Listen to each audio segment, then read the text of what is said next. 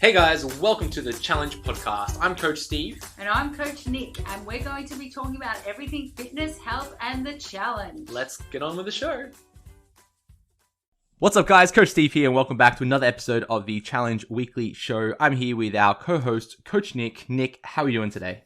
I'm really well, Coach Steve. How are you? I'm good. You know, this is episode number 36 of the Challenge Weekly Show, and we are in week 5 of the challenge at the moment. So there's only 2 more weeks left of this August challenge. So we're wrapping it up very, very soon, which is exciting times always in the challenge. I can't believe it's nearly the end, but I was going to say with 36, that means that we've basically been on a long haul flight together, and we've probably annoyed everyone around us by chatting the whole time, plus including all the layovers as well. Where have we been flying to, Nick? I think we've been going to somewhere like maybe UK or something. We're going to Europe. Yeah, going to Europe, like on a really cheap flight where we've had to stop over a little bit. We've hopped off. We've kept chatting the whole way through, and people are like, "Do I have to sit near them anymore?"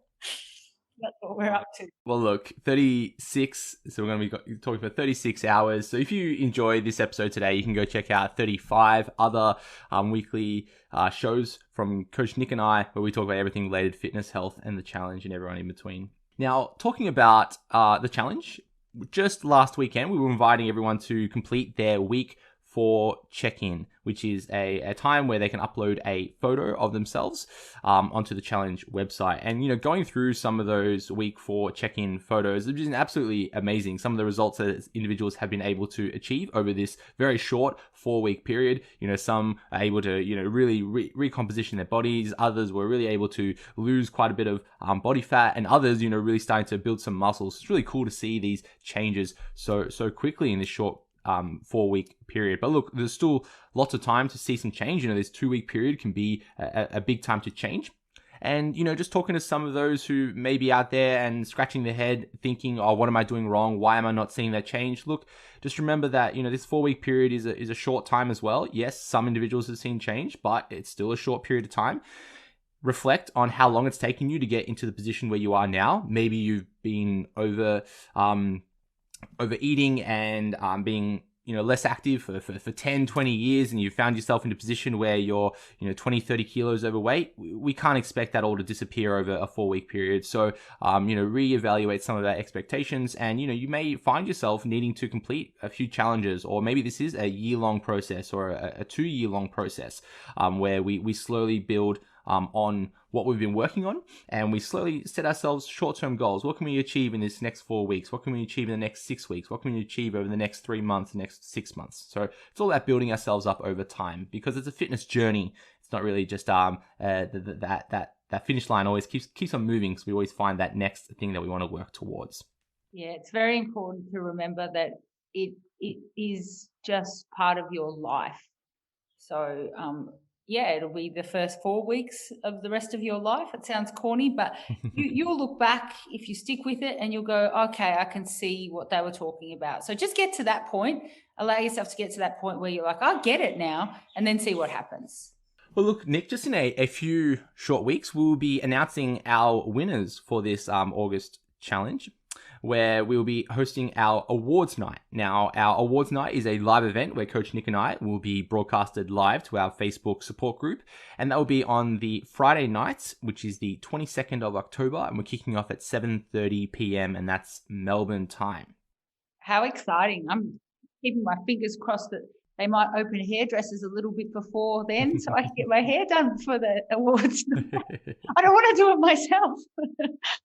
I've just gone the straight buzz cut. So if you haven't seen me online, you just get rid of it all. It's grown back quite a lot. It's grown back already.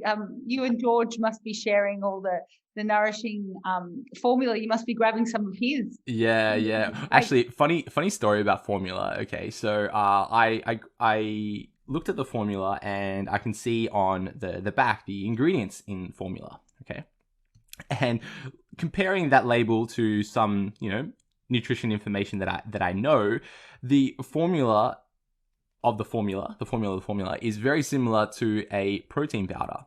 Okay? Yeah, it would be, because it's just complete whole, yeah. Yeah, it's literally just a dairy milk, dehydrated. And of course, it has a few more vitamins and minerals and a slightly increased fat content to increase the total calories in the formula itself, just to fatten up the little kid. But, when I'm looking at this formula, I'm like, oh, I reckon I could make something like this. Okay. So, if you think of the formula itself uses a whey protein concentrate, which is kind of like a less filtered version of a protein powder. So I was like, oh, what if you filtered it down to like a whey protein isolate? You put in like a multivitamin blend into there, plus a few other little bits of, fats in it to make it a little bit higher in calories. I'm like, yeah, I reckon I can make a baby formula. So no, I'm not going to feed my kid an experimental baby formula. I love it because the thing is, probably baby formulas have not been made before by people that also think of, optimum performance as well. So that's a really good idea. But you know what? Like if it worked out well, I'd try it. My little boy, 2 weeks old, he's holding his head up really well. So he's getting nice and strong. So it's just a sign of things to come. And he's very squirmy. So when I'm holding him, he's trying to like climb on me. So I think he's going to be crawling very soon. Oh, totally. So is he doing tummy time at the moment? He is. So yeah, he's going to be crawling right into the gym, I reckon, and straight onto the deadlift platform, and off he goes. And the rest you have to get some baby weights for him. So you've got to teach him straight away just to do the snatch and stuff. So then he just can do everything. He can do everything. Well, there are kids barbells you can get, and they're like 3 kilos or 6 kilos, and they've got the sleeves at the end that hold Olympic plates, so you can start teaching little ones how to lift if you want. So yeah, it's exciting times. But look, we sidetracked. We're talking about the awards night. True. Yes, talking about the awards night, 22nd of October, where we'll be announcing the winners of our prizes. We've got the top 10, top 3, we've got the Community Award, the People's Choice Award, and a brand new Coaches Award. Nick, Coaches Award, where you and I will be picking a winner for this award. Man and woman. Yes, so there's going to be one Maxine, one Max's winner, so 2 winners, and this winner will be someone based out of merit. So that could be someone who has put in a really hard effort over the past 6 weeks. Maybe they've lost a lot of body weight, but might not have made it into the top 10, or maybe they've developed a really great physique, but when we compare the top 10, it might not be a really drastic change, but Nick and I know how much work goes into something like that. So Coaches Award might be for the best physique, might have been the biggest weight loss, it might have been the best effort someone might have put in, but it's going to be based out of merit. So it's going to be picked from you and I, Nick. That is right. We get a say.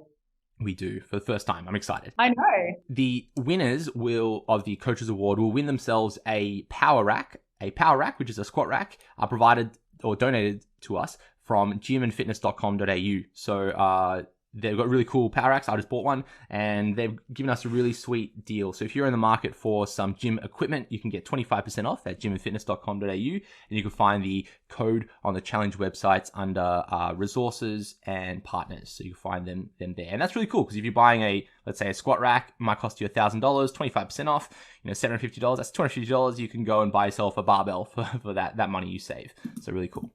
I'm so glad we just thought the exact same thing. I didn't think of saving the money. I just thought it's more money to get a barbell. You can invest. Yeah. All the other knickknacks. I like, little gym kind of toys where you can play around with different things. Those knickknacks are cool. Yeah, definitely. Oh, a power rack, very exciting for those people that win that. And yeah, definitely go and check it out, because it's good to get discounts on gym equipment at the moment. Talking about other key dates, just in a week or two, we'll be doing our second challenge liftoff, where we're going to be doing the squats. Second challenge liftoff. The first challenge liftoff, we invited you to upload a video of your deadlift, and in this challenge liftoff, we're going to be inviting you to upload a video of your best effort on a squat. Yes, and it doesn't have to be weight driven. It can be that you're trying to improve your technique, that you're trying a different type of a squat, that you've only got limited equipment, so you might be a bit creative with your squat. You might get your little pet bunny and squat with it, as long as it's safe, or your baby. It doesn't matter. It's all a bit of fun, isn't it? Yeah, it's a celebration of strength, posting your best effort at a squat, and, being safe, of course, because if you're loading up a 1 rep max attempt. A squat can be a little bit precarious, where if you don't have the strength to get out of the hole, you're just tumbling back down. So just be a little bit safe with the squat. Post your best effort, and that's going to be posting on the weekend of the 7th to the 10th of October. So that's in about 2 weeks from now. And you can post it onto our Facebook support group or onto your Instagram page and tag us. We'll be able to see it there, and it's going to be a great little competition. And we will be announcing a winner of that little competition via a drawing out of a hat. So not based out of merit, we're not judging anyone. So everyone's name goes into a hat. We'll pull the name out of the hat, and that winner will win themselves a small prize. Maybe like a shaker bottle, a small tub of protein, that type of thing. Okay. Yeah, I love watching all the videos of everyone squatting and things, but my favorite ones are the creative ones that people have in their home space. And I like to see how they've managed to conquer being at home and how they've set themselves up. So for me, that makes me very happy. Now, look, being week 5, there's only just 2 more weeks left in the challenge, and it's a great time to think about our final photos. So the final photos, you'll get a chance to upload them on the 11th and the 12th of October. So you'll have the Monday or the Tuesday on the 11th or the 12th to upload the final photo. And you could take that final photo at any time once the completion document is released. And that will be sometime next week in the final week of the challenge. The completion document will be released, and you could take that photo anytime between then up until midnight on the 12th, which will be that Tuesday midnight. Nice and clear. Keep the photos nice and clear. Make sure that you can see the completion document. No extra crazy posing from what I'm told. You want to keep it all straight. That's right, yes. So make sure you check out the requirements for that completion on the challenge website. And you can also see what previous top 10s and how they've completed their final photos on the challenge website as well. So you can go into resources top 10 and you can have a little sticky notes about what previous top 10s have done, where they've uploaded their final official completion photos. Plus they've usually posted up to 10 other photos of themselves. They've created a nice little bio, nice little story, and it's always a nice little package for those top 10. So make sure you go check those out. Some great information for that final photo completion process. True. Success leaves clues, doesn't it? So it's good to just really be inspired by others. Now, Nick, again, being close to the end of the challenge, we are starting to get questions about, well, what to do next? What happens after the challenge? And look, our advice is to follow your training program to the end. So up until the end of 6 weeks, follow the nutrition program to the end of 6 weeks, then transition into the recovery diet on the nutrition plan and the deload training program on the training plan. And we want to be doing that for the next, week or two. And then we're going to transition straight into the next challenge. So we're going to be starting the November challenge on the 1st of November. And you can then, the way it's going to work is you've gone through either like a weight loss phase, a muscle building phase, or maybe a maintenance phase. Then we go through this kind of recovery phase for 1 or 2 weeks. Then we go into our next kind of phase of goals. So for some individuals, they may choose to continue to lose weight. That's fine. Some individuals may be at a good position of their body composition. And they go, oh, well, now I want to build muscles. They go transition into a muscle building phase. Or others may be focused on just maintaining their results, and they just kind of maintain for the next 6 weeks. So think of it as that like hard reset on our body, giving ourselves time to recover, reset mentally, physically, and then preparing ourselves for our next goal. Yeah, and have a think pretty much now what your next goal might be. So it may be to switch it up completely, or it may be to continue on with what you're doing. There's nothing wrong with that either. You don't always have to mix things up. If it's working for you, then there's no reason why you can't just keep doing what you are doing. Now, the registrations for the November challenge open up in about a week from now. You'll be definitely in the loop about when registrations open, and we're excited to bring you the summer challenge as we build ourselves up into summer. Many states around the nation are coming out of lockdown, or hopefully coming out of lockdown into that first week of November. So for many of us, we can jump back into the gym, we could start training again, and we could lose some of those COVID kilos that we may have put on over that time in lockdown. It would be a really great way to kind of defrost out of winter and spring into summer. Yeah, beautiful. And just picture yourself, the nice fresh air in the mornings. You can definitely get your steps in.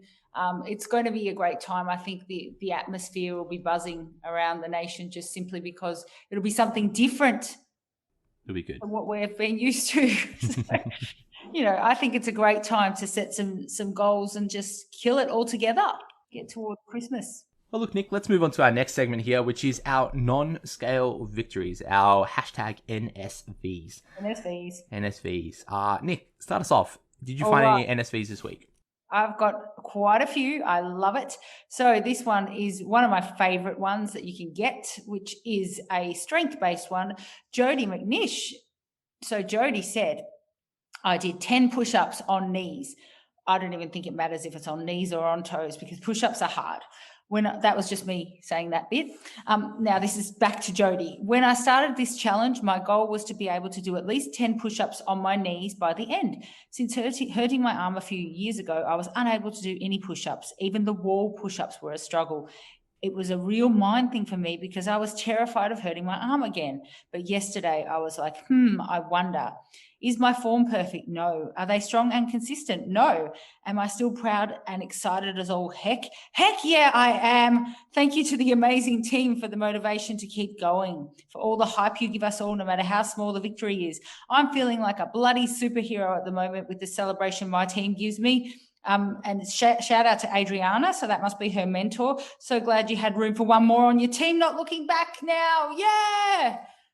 So that's hyped me up. That's hype. I like that. I like that a lot. I mean, I've only had one coffee and I am from here all the way up there now. And I love it because see how numbers are important, Steve? They are, because the counting of the push-ups, that kind of thing. It's a non-scale victory. It's taking away from that. But collecting our data in every facet is so important and it can feel fantastic as well. Numbers are our friends. Yeah, they really are. So strong, successful Jody. All right, so now we're going into Shelley E. Beast. Now, Beast, I mean, what can I say? Last week, Shelley says, I watched a woman with her personal trainer. She was about to do an 11-kilo single-armed row. He said, if you can do 15 of those, you might as well move up to the blue dumbbells and do 15 kilos. Today, I picked up the 11-kilo dumbbells. Then I went and grabbed the blue ones. Why not give them a try? One of my goals was to get to the blue dumbbells by the end of the challenge. And here I am, bloody stoked. So I love that one as well, just like that realization of strength and not fearing that next number and wanting to challenge yourself and push. That's how we see growth. So Shelley E. Beast. Yep, that's what right. Beast. What a yep, beast. You are. And okay, so now we've got Michelle Benjak. So the last week hasn't quite been on point due to moving house. So we know that that's hard.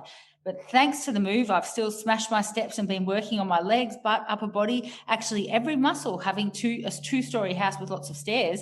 Another big day to come today. Just keep going. So, Michelle, you've done a few things there. You've obviously kept moving, which is fantastic.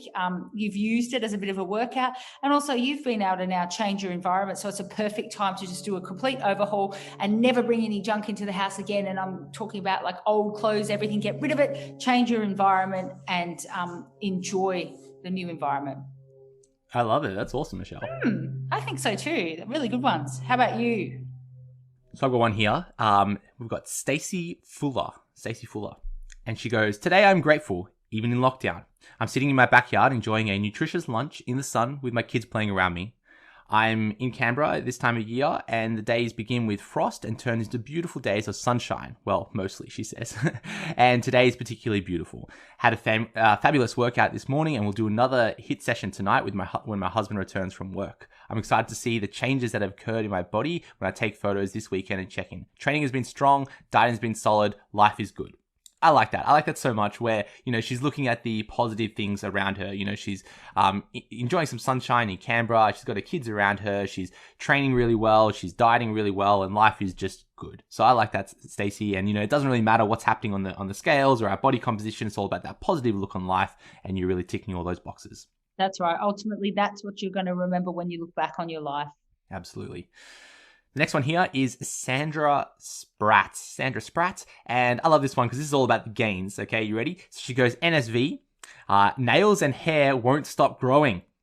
What a gain. I love it. And the nails feel so strong too. Benefits of fueling our bodies with all the good stuff. And, she's really it said it there where, as we provide our bodies with, lots of vitamins and nutrients and adequate protein, all the good things, things like our hair and nails just grow like crazy. So that's awesome, Sandra, that we're seeing that non-scale victory of gains in our nail and our hair. Fantastic. And the last one here goes to another Michelle, a Michelle Lee. And Michelle Lee says, this one's actually in the her journals. And she writes, week 4 check-in done. I've worked really hard this week, completing 5 workouts. I feel really strong and positive about my progress. My weight hasn't changed, but my measurements have decreased. And she then went and wrote out all her measurements. My husband has commented on the definition I've achieved in my back, shoulders, and biceps, which is pleasing. I am very excited to see if I can make further changes over the next 2 weeks. I will increase the weights I'm lifting too. Overall, I'm pretty happy. And I love that, Michelle, where, maybe your scales aren't changing or moving in the direction that you want them to, but you're looking at another metric like your measurements, and you're starting to see your measurements starting to change. And, even your husband is noticing some changes in your definition, which is awesome that you've introduced some strength training into your life. You're building some muscle. You're going through a recomposition. And overall, you're pretty happy. I'm pretty happy for you. And Michelle, congratulations. Me too. I'm happy for everyone. Well done, everyone, with the NSVs.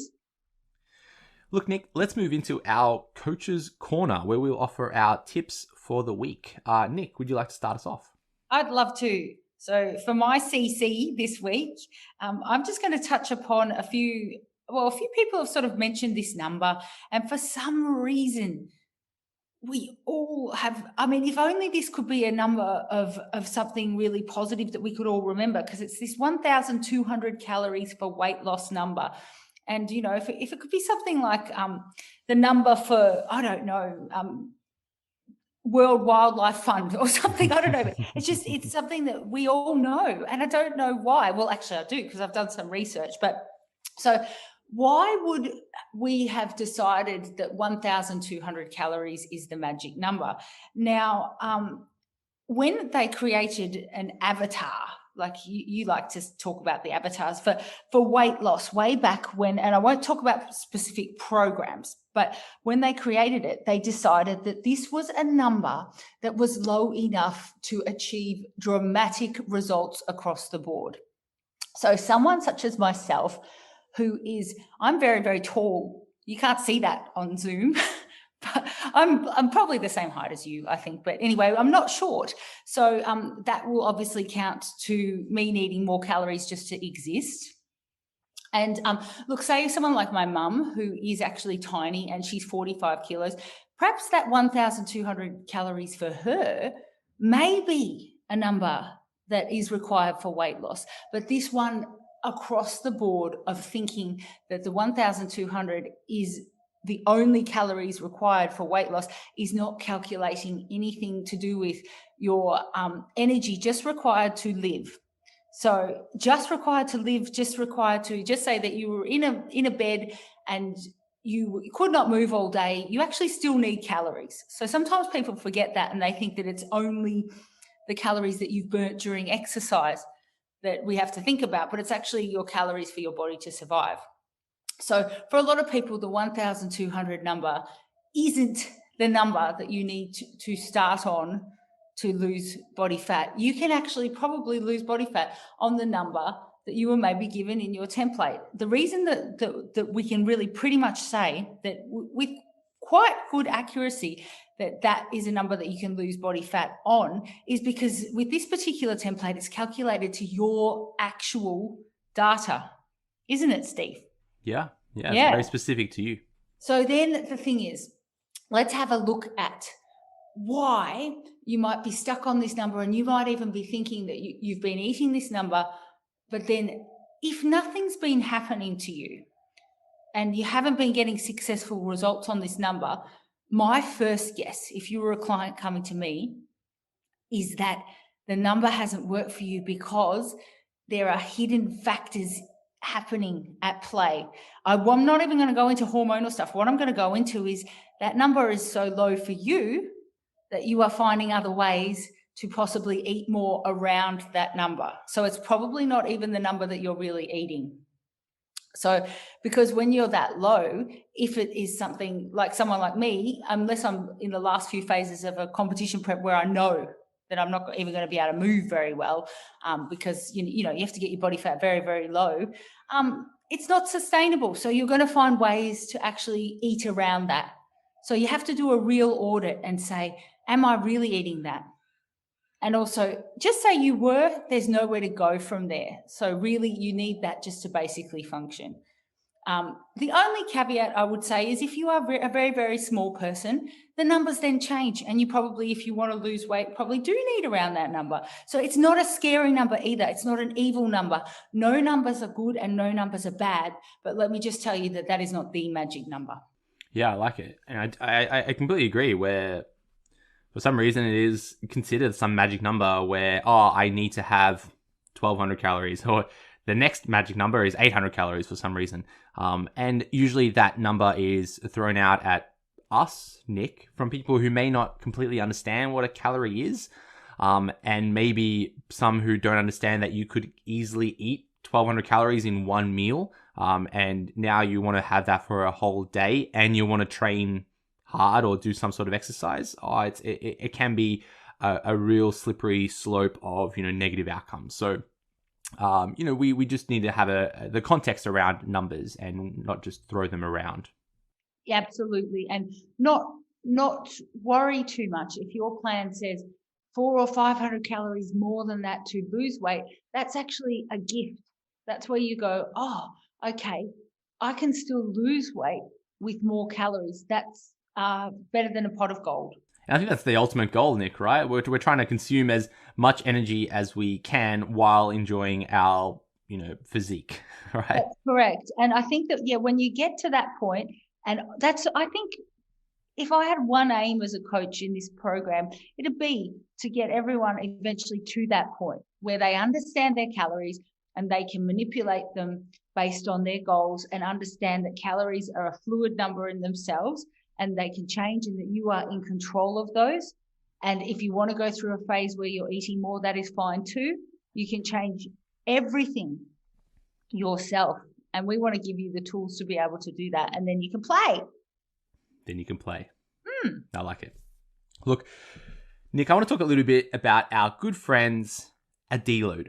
Yes. I want to talk about deloading, and this was actually a question that came through on the forum by our good friend Ian Lerser. And I like the way Ian's approaching the challenge. He's asking lots of questions. He's really trying to understand and improve in lots of different ways. So really, really great way that he's approaching his body transformation. And I invite everyone to think of it that way as a constant growth, constant ways to improve ourselves. And, Ian asked about deloads, about, why do we want to do them? When do we do them? How do we do them? And, are they really that important? Okay.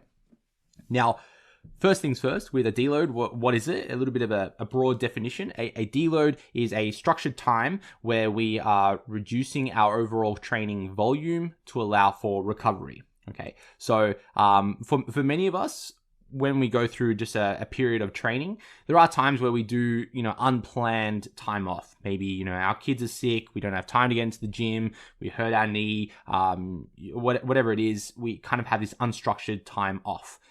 When we become more dedicated to training and we start to prioritize our training, we do need to allow for times for structured time off so our body can recover. Now, when we're talking about why we need to do a deload, well, talking briefly about sports and exercise science, we follow what's called a fitness fatigue model. And if you were to kind of visualize a graph, as our overall fitness, which is defined as our volume, as our overall volume of training increases, our overall fatigue increases as well. And this can be like pictured as on a graph going in two different directions. So as the overall volume increases, our overall fatigue increases, which then means that our performance over time kind of slowly, if anything, decreases, okay? Because our overall capacity and our ability to train is increasing over time, but then our overall fatigue doesn't allow for that. So if you can visualize this one graph going up, another graph going down, and then we're kind of stuck in this middle area.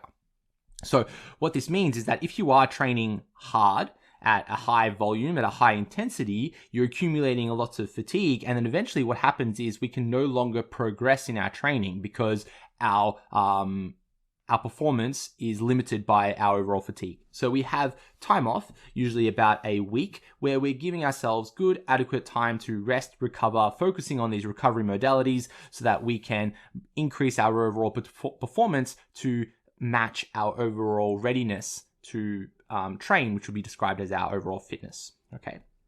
So if you're following along with me so far, what I'm essentially saying is that if you are training hard, you are accumulating some level of fatigue. If you're not training hard, you're not accumulating any fatigue, and you probably don't need a deload. But if you are training hard, if you are training at, an 8, 9, 10 out of 10 effort, you are accumulating some levels of fatigue in your body. Let that be systemically, or that could be, within our body. So I'm talking about joints, muscles, tendons, just overall feeling of tiredness. Okay. So what ends up happening is that your now perceived level of a 8, 9, 10 out of 10 effort is really your maybe 5 or 6 out of 10 overall performance. So if you were to actually give yourself a couple of days off to rest and recover, you come back into the gym, you may find that you're able to add 10 kilos onto your bench press or add 10 kilos onto your squat. And within, strength sports, talking about weightlifting, powerlifting, many individuals will go through a period of tapering where they actually decrease their overall training volume. So they're training less and less and less leading up to a competition, allowing their body to rest and recover. They go through a process of what's called super compensation so that they're able to perform at a higher level of peak level. So that's really cool to see as well. Now, some signs that you might need a deload. Well, the first one is, those very non-specific and non-time lost aches and pains. So if you've got kind of just an overall achy shoulder, achy hip, achy knee, achy lower back, that could be a sign that you need a little bit of time off, a little bit of a deload. The next one would be overall fatigue. So that could be just a self-perceived rating of, 1 to 10. Maybe a 10 out of 10 is great, happy days, you can run for gold. And a 1 might be, donuts, you want to sit on the couch, you're really fatigued. So if your overall fatigue is dropping to maybe like that 5 or 6 out of 10, okay, or maybe you are getting a little bit tired, maybe you will benefit from a little bit of time off. And the last one is lack of progress. So if you've been training really hard, going all out, 10 out of 10 effort, but you're not seeing any progress in your training, it may be time for you to take a couple of days off or up to a week off so that you can rest and recover so that you can go back into your training program. And when we look at really structured training programs, similar to something like the challenge, at the start of the training program, we start quite low, almost like a sensitization phase, and then we build ourselves up over a 4 to 6 week period into a peak, and then we kind of go through a deload where we drop ourselves back down to kind of like this sensitization phase, and we bring us, and then we cycle through it again. So what that looks like is a bit of a wave pattern as we slowly progress over time. Okay, now talking about a deload, how do we do it? Well, we simply just want to reduce our overall training volume by 30% or by half. 30% or by half. We want to do that up to 2 weeks. Usually most deloads will last about a week because that fits in nicely within most people's training schedules. But you can deload up to 2 weeks. If you deload for like a day, it's probably not enough time for your body to rest and recover. But essentially what we're trying to do is to decrease our overall training volume by a third or by half. There's a few ways you can do that. One being just not lift as heavy of weight. So if you're squatting 100 kilos for 10 reps, maybe you want to squat 80 kilos or 70 kilos, that's 30%, or 50 kilos for 10 reps. That's by cutting it in half, and you keep the sets the same.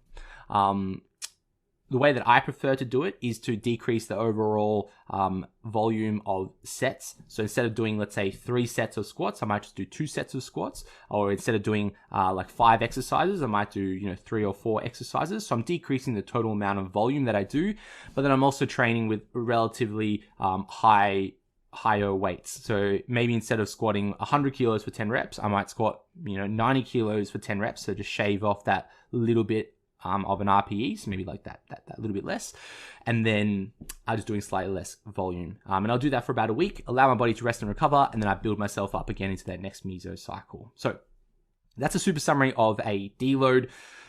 You do kind of need to earn a deload. It's not something that is just kind of like given. If you're going into the gym 2 days a week, grabbing the 2 kilo dumbbells and just doing some bicep curls, okay, maybe you're not training at that high level of intensity that would require a deload.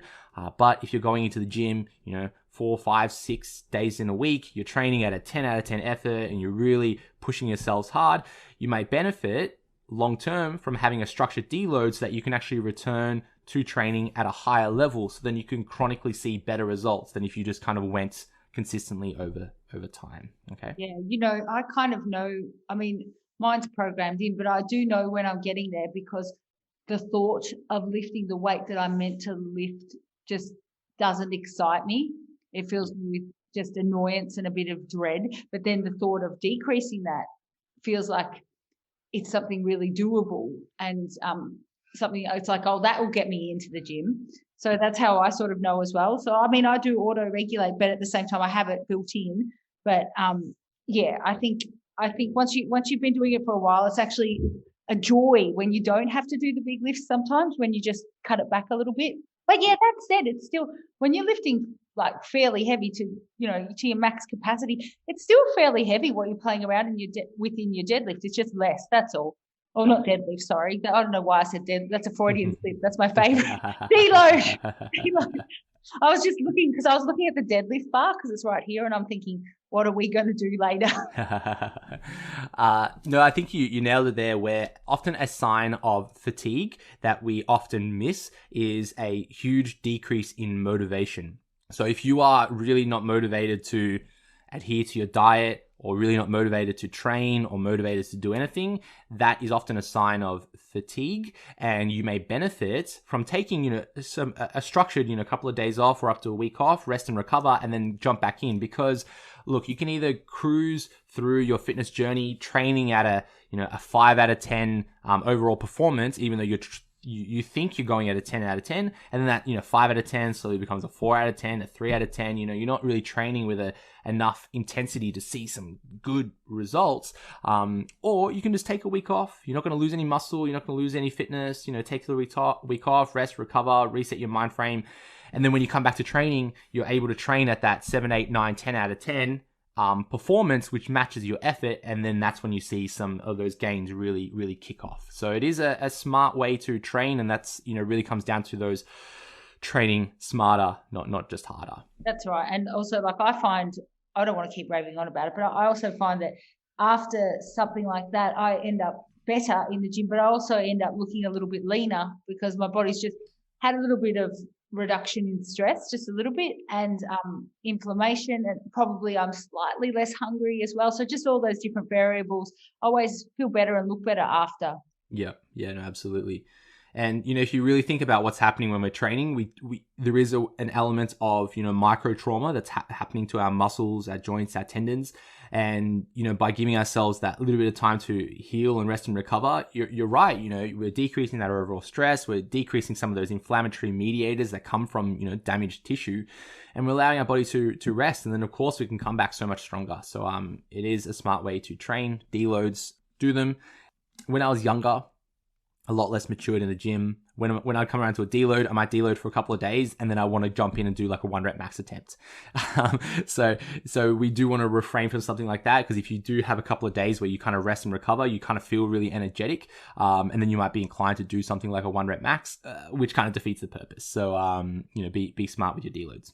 Yes, definitely. You can do the 1 rep max later. Yeah. Preferably you want to do the 1 rep max prior to your deloads, and you've maxed out, you peaked, and then you're over it. You should be going, I don't want to go near that 1 rep max again for a little while. Well, look, Nick, let's move on to some questions that we're going to answer this week. So the first question is asking about circuit training. So on our Lean and Ripped and Toner Shape training programs, at the end of the training session is a circuit, which is a bit of a metabolic conditioning program. And the question is, how do we progress in our circuit? Do we increase the weights, or do we, reduce our rest in between each set of the circuit? What should we do? So Nick, what advice would you give this person? Okay, so there are a few variables in this as well. As always, we want to know what you ultimately have as a goal with your circuit training. Because if it's what we would like it to be, which is basically, a metabolic finisher, we want you to just spend some time with getting that heart rate up. It doesn't have to be necessarily about getting stronger within your circuit. It's actually something where focusing on how you feel with reducing possibly other things like the rest time in between. I would say stick to our recommended rest times, because you want to complete it properly. You want to do it, you don't want to rush it. You want to actually say, if you've got a push-up, you don't want to do sort of those half push-ups. You want to get all the way down, all the way up. Those sorts of things are excellent for your conditioning. So you never want to compromise on form and technique. So you want to make sure that your form and technique is perfect, or, as close to. So spend some time studying that, because there's no point in doing like half reps of everything. So in my little sessions that I do, I encourage people get annoyed at me because I encourage and boss people around to go all the way down in the squat, stay there for a little bit, all the way down to the floor in the push-up. So they're little variables and markers that you can look at just to make sure that you've got them under control. Then ultimately you want to be trying to complete as many reps as possible with good form within the time frame that we suggest. So that's what I'd be looking at getting first up. I'd almost be testing myself going, how many reps can I do with good form in, say, the 30 seconds? Just say it's 30 seconds per each exercise, minimal rest in between until the end, and then do it again. So I'd be looking at it like that. I'd be looking at, how does my technique compared to last time? Was I able to fit 1 or 2 more reps in? Then you can say, okay, if I was using a 10 kilo dumbbell goblet squat, maybe I'll go to the 12 as well. But it's not sort of about maxing out with the weights either. It's kind of a fine art.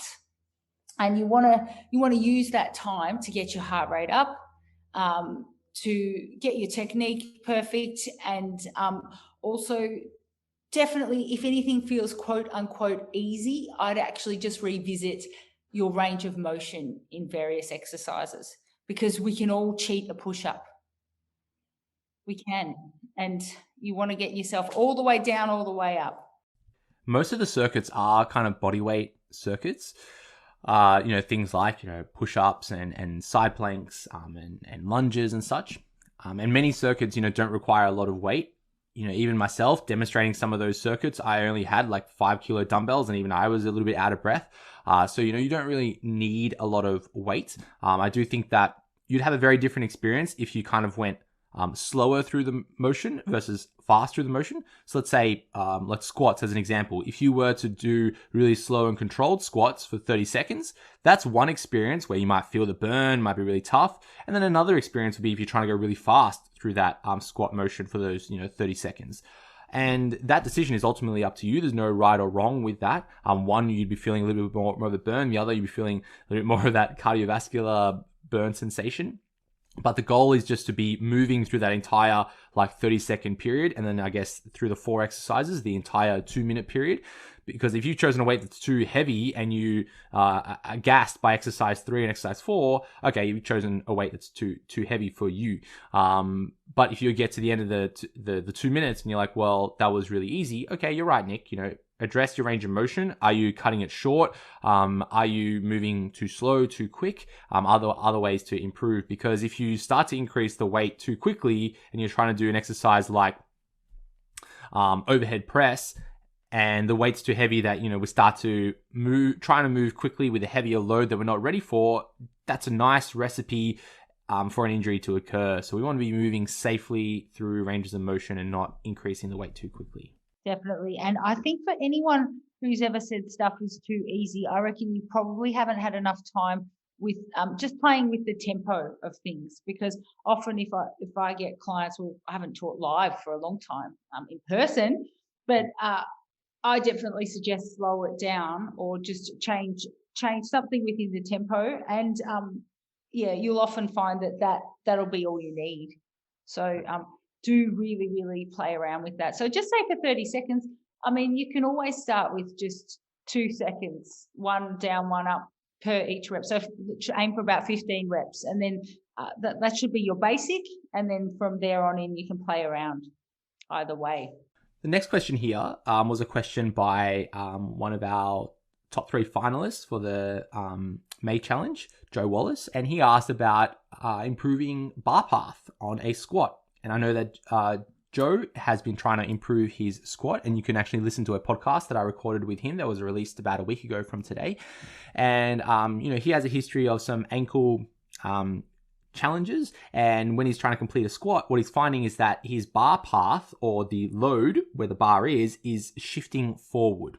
Okay, so let's talk a little bit about that. Now, when we're going through a squat pattern, we want to start with the load or the bar kind of over our midfoot. Okay, so that's our starting position. And then as we descend into a squat, ideally we want this bar to move, or this load to move straight up and down over our center of gravity, which would be the middle of our foot. So ideally we want to be moving this bar up and down. If this load is moving forward, that means that the overall weight is kind of moving onto the balls of our foot. Or if the load is moving backwards, our weight is moving more into our heels. So ideally, we want to keep it in the middle so that we are as strong as we can be. If the load is shifting onto the balls of our feet, that may mean that our quads are doing a lot more work in through that motion. And then if we're moving more onto our heels, that may mean that our hips and glutes are doing more of the effort as we push. But it's really hard to kind of tell you exactly what's happening because our overall descent can change where the load is being placed. Now, when we're going through a squat motion, we need to understand that there's 3 joints that are moving. We've got our hips, our knees, and our ankles. Whenever one of those joints are not moving, the other 2 are going to compensate for that, which is where we get the difference between, let's say, a front squat, a high bar squat, and a low bar squat.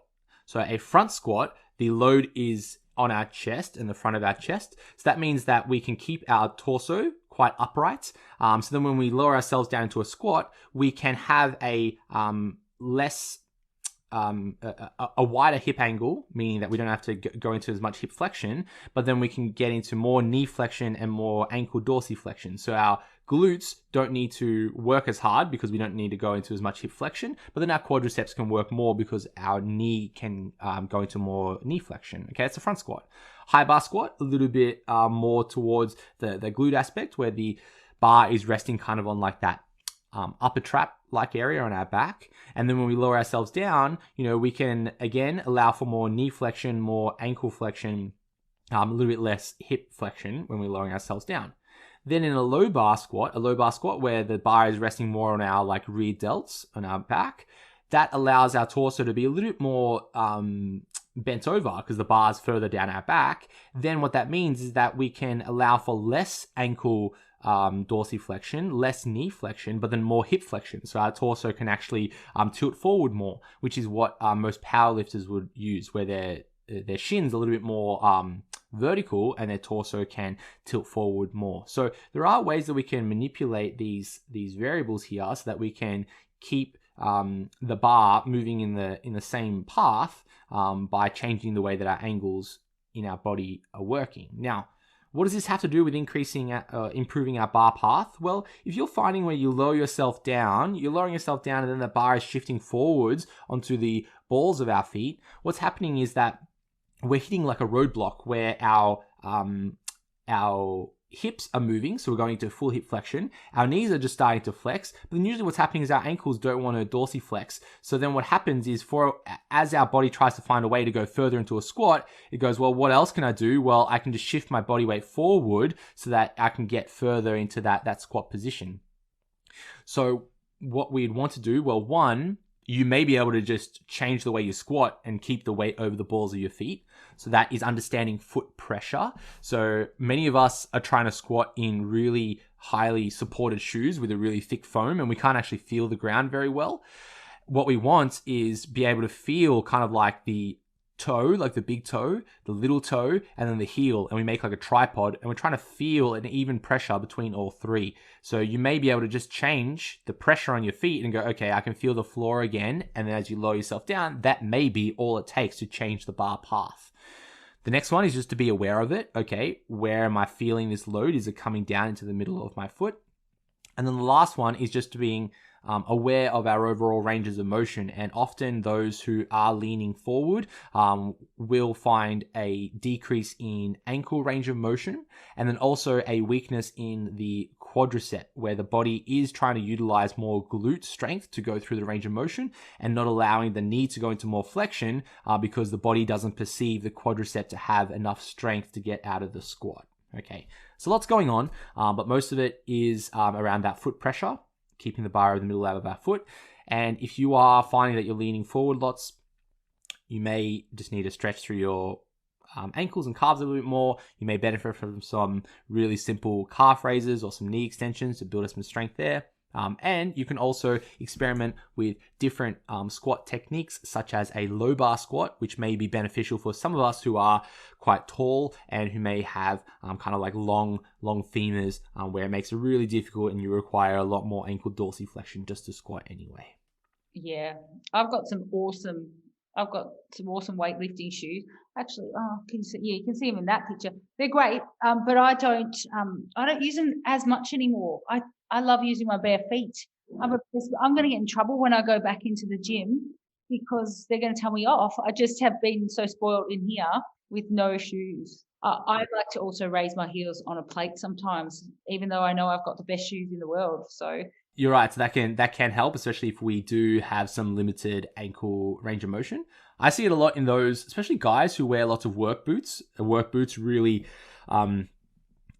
supportive, really safe, steel cap. You know, you're not going to hurt your feet when you're wearing them, but they're also really rigid so that it takes away the ankle range of motion. As soon as you take them off, your ankles are still stiff in that work boot shape. So as soon as you go to squat, of course, your ankles don't want to move. Whereas people like, let's say you and I, Nick, we're working from home. We're lucky enough to do that.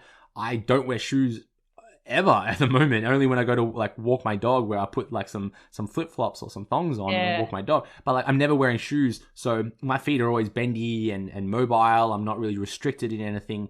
If anything, my feet have become like wider because I'm not wearing any like socks or shoes to compress them. Yeah, like Shrek feet. Yeah. Yeah, me too though. Yeah, because I think lockdown is actually. I'd like to write an article. Lockdown has improved my range of motion in squats because of this. Yeah. You know, over the last nearly 2 years and a bit that we've had, whatever it is, we've gotten really good at walking in bare feet and feeling the floor and just everything. Aren't we lucky? We're lucky. Mm-hmm. Well, look, Nick, the next question here is about our good friend Snacks. Snacks. I just wanted to say Snack. You just want to say Snack. You know, I think this question was an individual who was going to the beach for the day, I believe. Lucky them. And they wanted some ideas for some snacks that they could take.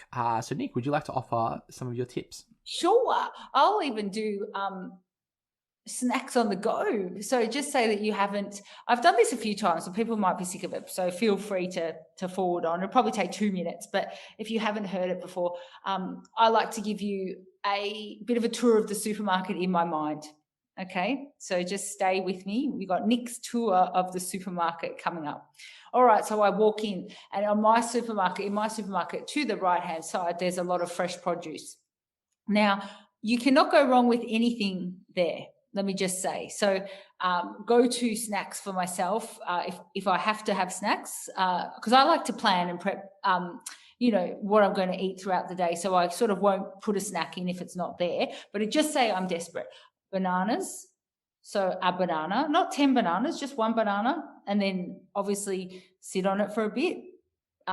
Bananas are actually quite delicious, is what I want to say. Any type of a fruit, a kiwi's a nice one, but I'm also crazy because I will eat it with the skin on. Yeah, I eat them with the skin on too. Do you? Yeah. Okay, great. Yeah. See, that's why we have 36 hours of chat. I like the full kiwi, so I don't have to worry about cutting it up. I also don't stress too much even about washing it. I don't know. That's just me. I just eat things. Packets of blueberries, and also there are pre-made salad packets now as well. So they are pre-washed. So that with a can of tuna, believe it or not, is a wonderful snack. All you need to do is you either bring a bowl from home knowing that that's what you're going to eat, and you just prep it on the go, or if you just rock up to the supermarket, you can just buy some plastic bowls and forks or a little container and make it as you go. And that's actually very filling. It fills you up. It feels great. And it's quite tasty too. So you can grab all sorts of different tunas. Just watch about the caloric value of them. But just say you're out and you're having a picnic with everyone. If you grab a fancy tuna, so for me, say a fancy tuna would be a Serena in, like, say, a ginger with the olive oil still, that's fancy, but like that's better than eating 10 pies, so I think it's okay to have like a tuna in an oil as your fancy thing, because also that's quite filling as well. It's got olive oil, reasonable fats, that kind of thing, as long as it fits in. Boiled eggs. So I've always said this, the supermarket now does do boiled eggs. It's got packs of 2, it's got packs of 4, very, very good snacks, very filling. A roast chicken. I've been known to grab a bag of roast chicken and take it with me to places. I've been known to sit in my car and eat a roast chicken. I am that person. But there's nothing wrong with that. You can pick it apart. You can, if it's on your plan, you can have a roll with it. You can grab that on the fly. There are so many different options. Rice cakes, corn thins, they're your friends. Also, I know you stay away from the dips, Steve. I know that's it's my kryptonite thing. Yeah, but I must say there is one dip, and that is a tzatziki dip. That is quite that has quite good macros.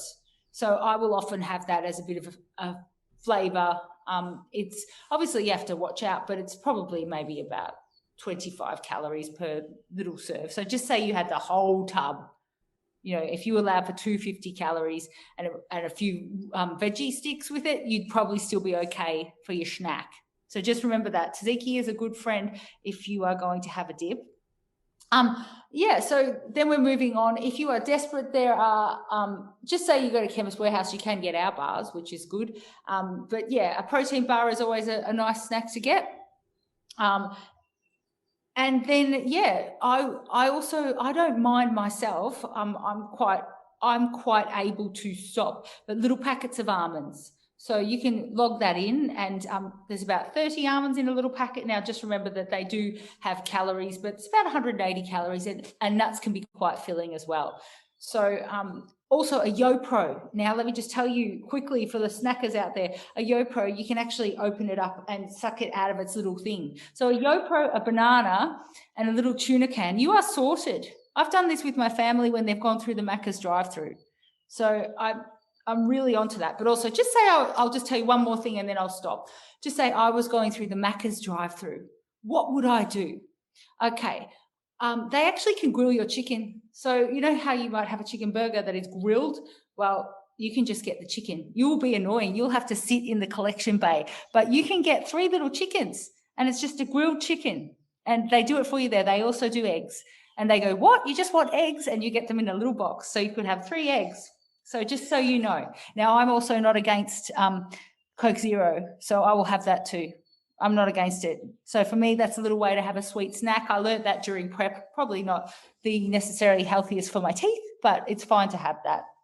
So there's Nick's snack tips. Nick's snack tips. I like it. I like it a lot. Yeah, thanks. I like my snack tips. I really love that. What about watermelon? Do you eat the skin in watermelon?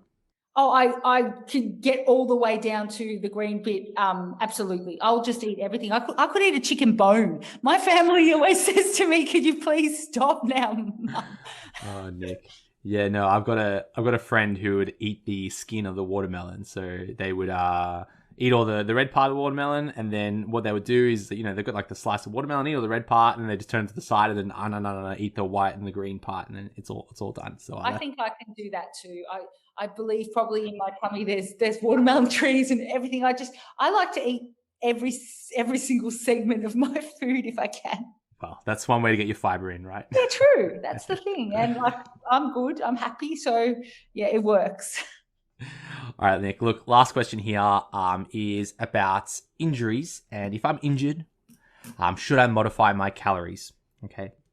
Now, of course, this question is so many of it depends. So if you're so injured that you're a little bit disabled and you can't get out of bed or you can't get off the couch, maybe you've just came out of like a knee reconstructive surgery, or you're just really unable to move well. Maybe movement is really painful. Okay, then we get into that question of, all right, your overall physical activity level will decrease. So your overall energy expenditure will decrease, which then means that if you were to continue consuming the same amount of calories as you were previously, you are likely going to increase in body mass or increase in body fat because you are now eating at an energy surplus. Okay, so if you're in a position where you are not moving as much, you may need to reduce your energy intake to match that. It'll be really difficult to kind of calculate that, because if you go, oh, well, if I was walking 11,000 steps a day, but then now I'm doing maybe 3,000 steps a day, oh gosh, what's the math on that? Do I decrease it by 50%, but that's just my steps. That's not my basal metabolic rate. So it can get really quite tricky about how we can calculate this number. A good way to start is to maybe decrease our overall energy intake by 10%. That's a nice number to shave off. And that could just be to decrease your overall serving sizes by 10%. You may find that as you're less physically active, you're less hungry, so that you're less likely to crave foods. But you also may be more bored. So if you're sitting on the couch and you're unable to move because you're really painful, you're really bored, you just kind of want to eat. So that's where we kind of face some problems there. Now, if you were facing a different type of injury, let's say, I don't know, you hurt your shoulder, you would still be able to be maintain some level of physical activity. Let that be going for walks or increasing your step counts. So for many individuals, you may not need to change your calories at all. You may see some further decreases in scale weight and in body fat by maintaining your overall step count. But we face that problem of, okay, well, where does training come into this, where you might not be able to train as hard? Now, we know that training makes up a very small element of our overall energy expenditure. We call it EAT, exercise activity thermogenesis, EAT, EAT, and it makes up a very small amount, maybe 5 or 10% of our overall energy expenditure. So what that means is that, you might be able to still go to the gym, do some leg work and stuff. But again, it might be a wise step in the right direction is just to be cautious about snacking on other foods. In that case, you may benefit from keeping the calories as they are, so that you still have some energy to be able to recover. We still have some fuel coming in to recover without placing more stress on our body by trying to force this energy deficit. And then you may want to focus on recovering so you can get back to training. So the main takeaway here is, if you are really injured, that you are kind of more on that disabled side of things where you're unable to move without being in high levels of pain, then you probably benefit from decreasing your energy intake slightly. If you are able to do some sort of exercise and still be able to do some sort of movement, but you're managing an injury, I would recommend to keep your calories as they are, so that we can still get some fuel to train and exercise and overcome this injury that we are sustaining. But then we also want to pay attention to our overall scale weight, because if our scale weight is slowly increasing, then we kind of go, okay, well, at the moment, the energy that you're consuming is too much to meet your energy expenditure, so you're gaining weight. Maybe you want to cut back on your overall caloric intake until we kind of get through this injury managing period. Okay. And look, I think injuries aren't something that we should be afraid of. We are, using our bodies in this hobby that we call our fitness journey. And there is times where we will experience those aches and pains. For many of us, something like a simple deload can be enough to overcome these aches and pains. And sometimes, we do need to give our body some TLC and, just to regress, because most of the time we're just progressing too quickly, which is the reason why our body becomes injured. So most of the times we just need to regress it slightly, build ourselves back up, and then away we go, and we can manage our body accordingly. But look, Nick, let's wrap it up there for episode number 36, our long haul flight of the Challenge Weekly show. If you like this episode, you can check out the 35 other episodes of the Challenge Weekly show. You can also share this episode with a friend. We like to spread the good word, or leave us a review on iTunes, which is always nice for the good old algorithm as well. We'll hopefully catch you next week for episode number 37, which will be week 6 of the challenge. Thanks, everybody.